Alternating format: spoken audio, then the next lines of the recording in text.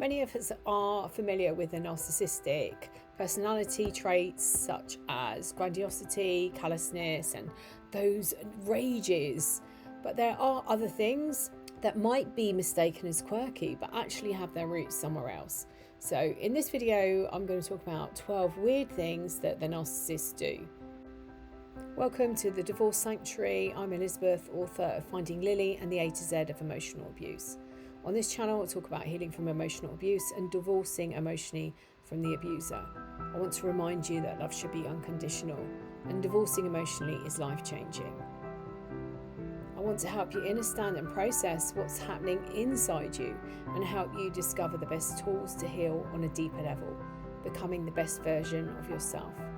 If you're new to the channel, please don't forget to like and subscribe, and if you're returning, welcome back and thank you. And thank you so much to all my new subscribers recently. It's amazing. Everything described in the video you will find in the description box below. Narcissists frequently accuse the victims of doing exactly what they're doing or being treated the way that they have treated you, and you might be left confused wondering if you're the abuser. You might still be in that place where nothing makes sense and you're wondering what happened, asking questions of yourself like if only and maybe, and wondering if you'd done something differently, would you be here? These delusional accusations are unfortunately made in such a convincing way that victims of emotional abuse are left wondering if they are the abuser. This video isn't a diagnostic tool and it is for entertainment purposes only, although nothing about this behaviour is entertaining. So 12 weird things that narcissists do. Number one, they shame others. So they might shame you, it might be about your weight or your eating, or they might sit with you and shame those around you. Look at her. Who does she think she is? Did he look in the mirror before he left the house? Through their own insecurities, they try to misdirect the attention away from themselves and onto others. The second weird thing they do is they value the opinions of strangers over those that are close to them. So you might find yourself saying, "I told you that," and being ignored. They love to triangulate, and what a great way to get supply as well. So you show your frustration as they tell you how amazing this person is and how knowledgeable they are, repeating parrot fashion back to you what you've already told them. A third weird thing is they behave oddly with gift giving. So they either do not give you anything at all or they go over the top. They might select one person to get a large expensive gift and give others around them very small amounts, or when it comes to a birthday later in the year, they're overlooked or overseen. They may give or re-gift cheap or random things that are meant to devalue you and show that they have no idea or concern what you want or what you like, and they do it to gain attention and supply. They give you things that they would want to have for themselves, or they give excessively to show how thoughtful or generous they are in front of others. They give gifts that have got strings attached. They may even ask you to buy your own gift and they'll repay you at a later date. Or they're very money conscious and tight during the year, but over generous when it comes to Christmas and birthdays.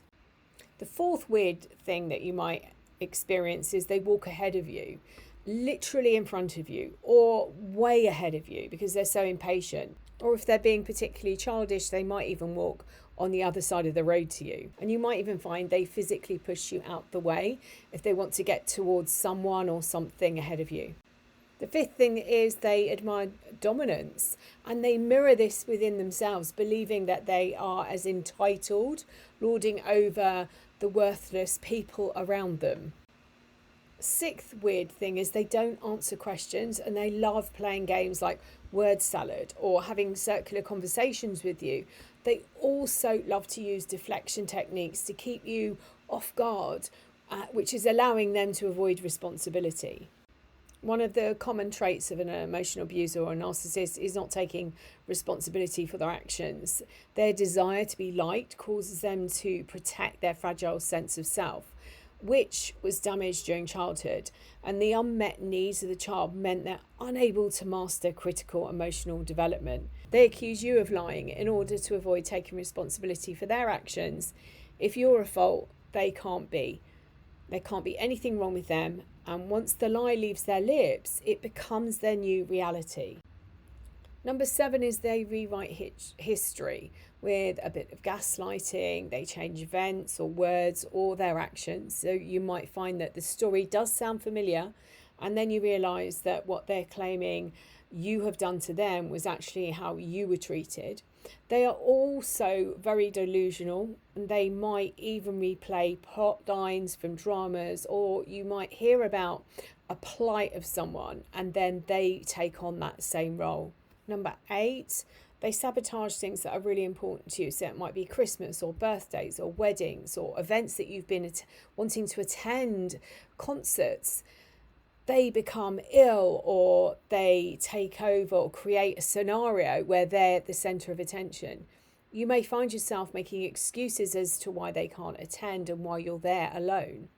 The 9th weird thing they do is they interrupt you, or they tell you that you're interrupting them.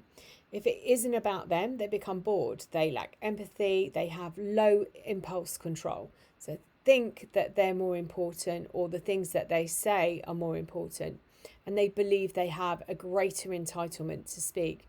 You might have some information to interject to their story and you're told off. You listen to them, and when you believe they have finished, you might talk about your day, only to have them interrupt you or say something like, "This isn't all about you." So number 10 is they have no boundaries, which might not sound so weird, but what I'm talking about is they're still friends with their exes. So the boundaries are with their ex-partners. When you first met them, you heard all about these people. They were used as a teaching aid for you. So you heard about the way that the abuser was the victim. Once hooked, the exes then are used to triangulate you. They may remain best friends or portray that they are best friends. The 11th weird thing they do is they are really sore losers. They may gloat when they win and feel superior. However, if they lose, it was everyone else's fault, or everything else's fault. It was nothing to do with their ability, or that the person or the other team were better prepared. And the 12th weird thing is that they only get involved if it gets them supplies. So they might abandon you if you're really sick until that time that until it's story time, and then they're able to tell everybody the role they played in helping you get better. Or they use your illness as a way of getting them attention with others. So that's 12 weird things that narcissists do. If you have any more to add, please put your own in the comments box below. If you found this video helpful in some way, please like and share and subscribe to the channel. As I said, this video is not a diagnosis tool. It is for entertainment purposes only, said tongue-in-cheek, because nothing about these relationships are entertaining. Sending you loads and loads of love until next time.